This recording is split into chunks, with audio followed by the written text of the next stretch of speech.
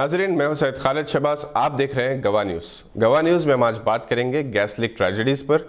नाजरीन, विशाखापट्टनम में gas leak tragedy में बहुत सारे सीनियर सिटीजन्स को भोपाल गैस ट्रेजेडी की याद दिला दी। अगरचे के विशाखापट्टनम के एलजी पॉलीमर केमिकल प्लांट से स्टायरीन लिक्विड के लीकेज से मरने वालों और मुतासर होने वालों की तादाद भोपाल ट्रेजेडी के मुकाबले में बहुत कम है, मगर जो पैनिक थी वो कुछ कम नहीं थी। आपको याद होगा कि 2 और 3 दिसंबर 1984 की रात यूनियन कार्बाइड इंडिया लिमिटेड यानी यूसीआईएल के पेस्टिसाइड प्लांट से मिथाइल आइसोसाइनेट गैस या एमआईसी के लीकेज से सरकारी तौर पर 8000 से ज़्यादा और गैर सरकारी तौर पर कई हज़ार अफराद हलाक और कम से कम 5 से 5.5 लाख अफराद जख्मी हुए थे।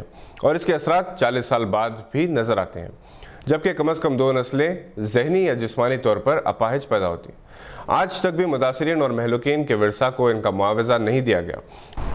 इस ट्रेजेडी की एक और ट्रेजेडी ये है कि यूनियन कार्बाइड के सीईओ एंडरसन को गिरफ्तार किया गया, मगर चंद घंटों के बाद मामूली रकम की जमानत पर रिहा कर दिया गया और उस वक्त के मरकजी वजीर अर्जुन सिंह ने हुकूमत के तैयारे के जरिए चुपके से मुल्क से बाहर रवाना कर दिया था।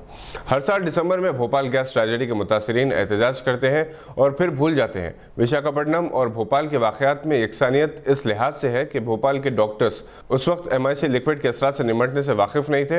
एमआईसी एक बेरंग सियाल है जो कीड़े मार दवाओं की तैयारी के लिए इस्तेमाल किया जाता है। इस वक्त दुनिया में सिर्फ वेस्ट वर्जीनिया में बेयर क्रोसाइंस प्लांट ही एक ऐसा मरकज़ है जहाँ एमआईसी का ज़ख़ीरा किया जा सकता है। इसके सेहत पर ख़तरनाक असरात होते हैं, जिनमें जिस्मानी दर्द, बहरापन, बीनाई का मुतासर होना, याददाश्त से महरूमी, अल्सर वगैरह भी शामिल है। विशाखापट्टनम ट्रेजेडी के बाद ये इंकशाफ हुआ कि स्टायरीन से निमटने से यहाँ के डॉक्टर्स पूरी तरह से वाकिफ़ नहीं। इन 2 ट्रेजेडी के अलावा 26 अप्रैल 1986 को यूक्रेन में चेर्नोबिल न्यूक्लियर प्लांट का हादसा भी पेश आया था, जिसमें लगभग 100 अफराद हलाक हुए थे। जहां तक भोपाल विशाखापट्टनम ट्रेजेडी का ताल्लुक है, 1986 में पूरा शहर भोपाल रातों रात कब्रिस्तान में तब्दील हो गया था। शिकायत की गई थी कि मरने वालों की सही तादाद छुपाई गई है। विशाखापट्टनम और भोपाल दोनों वाक़यात में मुतासर होने वालों को सांस लेने में तकलीफ, एसाबी निज़ाम की खराबी, आंखों में जलन, आंतों में सोजिश की शिकायत हुई थी। भोपाल ट्रेजेडी से हामिला ख़वातीन को मुर्दा बच्चे पैदा हुए और बाज़ बच्चे जहनी या जिस्मानी तौर पर माजूर पैदा हुए। 40 साल बाद भी इसके असरात अब भी मुर्दा बच्चों की पैदाइश में नजर आते हैं।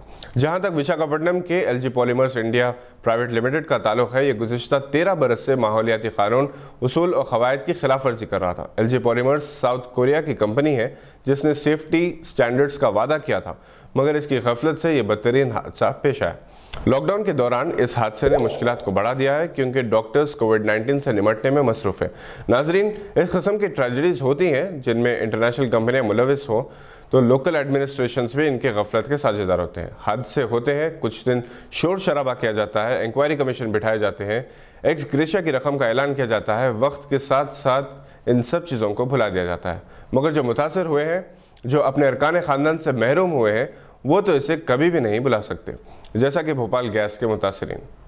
आपसे इजाज़त लेने से पहले आपसे दरख्वास्त है कि अगर आपने अभी तक इस चैनल को सब्सक्राइब नहीं किया तो सब्सक्राइब करें और लाइक का बटन ज़रूर दबाएं। शुक्रिया।